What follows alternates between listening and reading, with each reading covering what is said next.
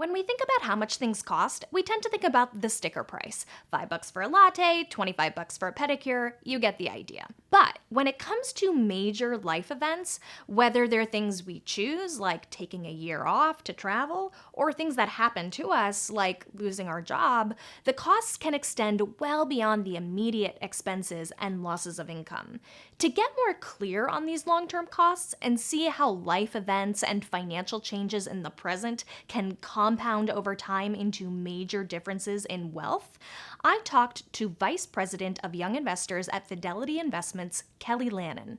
Thank you for joining me to talk about this. I know Fidelity has done some analysis around some of the longer term costs of certain life events, and I'd love for you to share some of that. I want to start by talking about time out of the workforce because I think that's something a lot of people are dealing with right now. You've done some analysis over at Fidelity around what that cost looks like over the long term. So can you share some of that?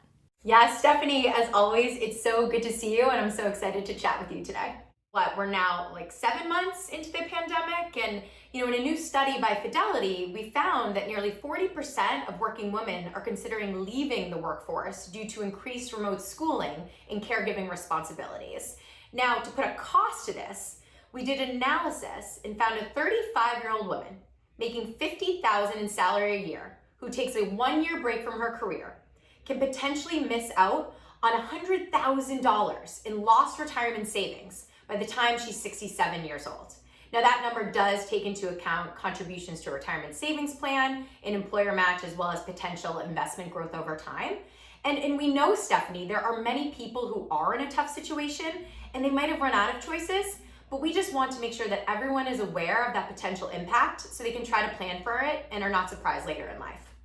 Well, as a 34-year-old woman who has a 34-year-old husband dealing with a career interruption, I know that's incredibly meaningful to me. Let's shift gears a little bit and talk about debt, because that's a reality for a lot of people these days, especially young people. What can you tell us about the impact debt can have on someone's future financial plans?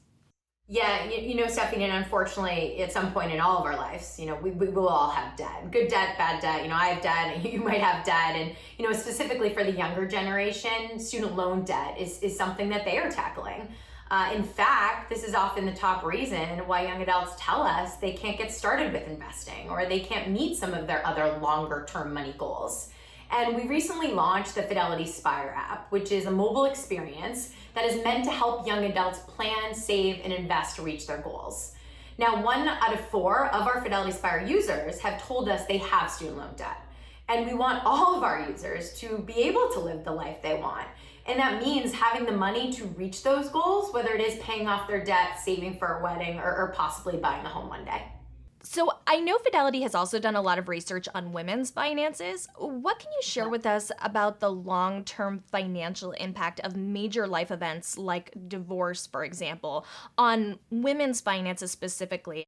Yeah, well, some good news, and I know we've already mentioned it, but since the onset of the pandemic, more than 2/3 of women say they are more engaged in managing their money. Women were already good at building strong saving habits, and but many are actually saying they've amplified those efforts in the last 6 months to help shore up their finances for the future. So that's something we love hearing. But to your point, we also know that major life events occur, and they can have an impact on one's finances. Now, there's a widely reported statistic, I'm sure you've heard this before, that 9 out of 10 women will be solely responsible for their finances at some point in their lives. So regardless of what's going on in this crazy world around us, we always want to encourage women to be an active participant in financial decision making. And one example, as you noted, is divorce. And we still see too many women who've gone through a divorce, and they're in a situation where they probably did manage that daily household finances, but were far less involved in some of that longer term investing in financial planning. So they get divorced, and now they find themselves taking on this new responsibility, creating a longer term financial plan on their own for the very first time. And that's overwhelming and that's scary. So it's just so important for women to create that financial roadmap to help both reach the short term goals as well as kind of those longer term goals like retirement. Because at the end of the day, we all deserve to have that financial security for the future that we want to have. We're talking about just a few specific examples of circumstances that can change your financial life and how life events can really cost more when we zoom out and look at the bigger picture beyond the immediate costs. But Kelly, I'm really wondering what your thoughts are on why that kind of bigger picture perspective is really important, and what, if anything, we should all be keeping in mind as we do navigate major life changes and events, so that we're really considering that broader context and the potential cost when making decisions. Yeah, and so I think it's important to understand the unique situations that women face when it comes to your money. Some of it is definitely based on behaviors that can be influenced by broader society, but some of it is also based on the mere fact that women are more likely to live longer than men. We will be more likely to spend more money in retirement on things like living expenses and also potentially healthcare. But as mentioned earlier, women are often the primary caretakers for both their children as well as elderly parents. And sometimes they do have to make that decision, that often difficult decision, to leave the workplace to take on these duties. That can have a pretty significant financial impact. And there's no way that that is in any way, the wrong decision. But we just want to make sure that all women are informed on what that impact can mean so they can at least plan for it as much as possible in order to counter it.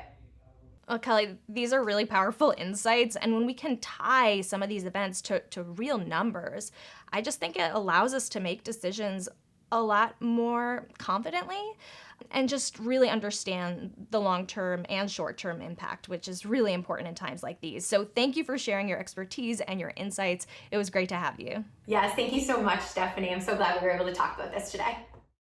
To help better navigate these life transitions and major milestones, Fidelity has a free app designed to help people better plan toward their goals. To learn more, go to fidelity.com/spire.